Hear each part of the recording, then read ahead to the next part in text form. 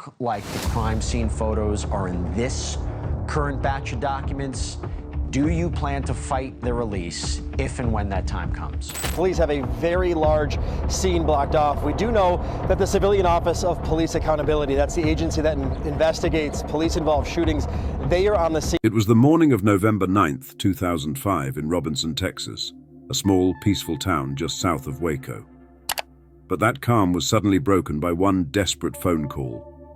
A frightened woman dialed 911, her voice shaking as she said something terrible had happened inside her home. She couldn't explain much, but her fear said everything. Something was horribly wrong. That single call would open the door to a heartbreaking story. One that shocked an entire town, shattered a family, and left everyone searching for answers. This is the story of Darlene and Keith Gentry, a love that began with promise, but slowly drifted into darkness. The beginning. Darlene Doskasile was born on November 2nd, 1974, the middle of three sisters. From childhood, she stood out, bright, friendly, and full of energy. Everyone loved her kind heart and natural charm. She was crowned prom queen, active in school events, and often called the Texas Beauty Queen. Her smile lit up every room, and she seemed destined for success. After graduating in 1993, she attended Texas State Technical College in Waco to study dental work. But her real dream was nursing.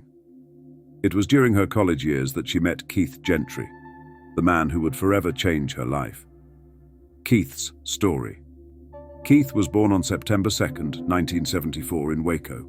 He grew up in Robinson, quiet, honest, and hardworking. Everyone saw him as dependable and kind. He studied drafting and welding at the same college and later got a stable job as an engineering assistant at a utility company. When Keith met Darlene, it was instant chemistry. His calm matched her bright energy. They fell deeply in love, and everyone believed they were meant to be. But by 1997, cracks appeared. Darlene wanted marriage, Keith wasn't ready, and they broke up, both heartbroken.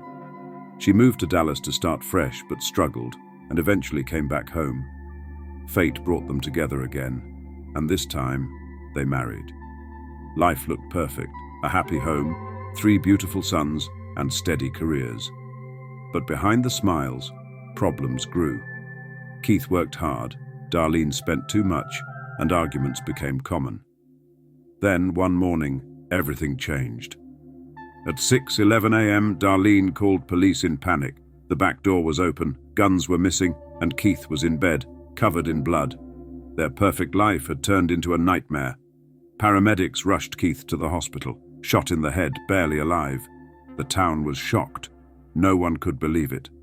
How could such love end this way? 2 days later, the tragedy deepened.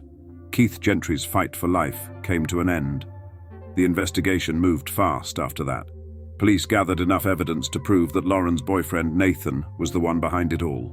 The same person she trusted the most, the one she believed loved her. Nathan tried to cover his tracks, pretending to be heartbroken, even helping in the search for Lauren. But digital records, messages, and witness statements finally exposed the truth. Lauren had been planning to leave him after discovering his lies and controlling behavior. When she refused to stay, he lost control. That one moment of rage ended everything. Her dreams, her music, her future.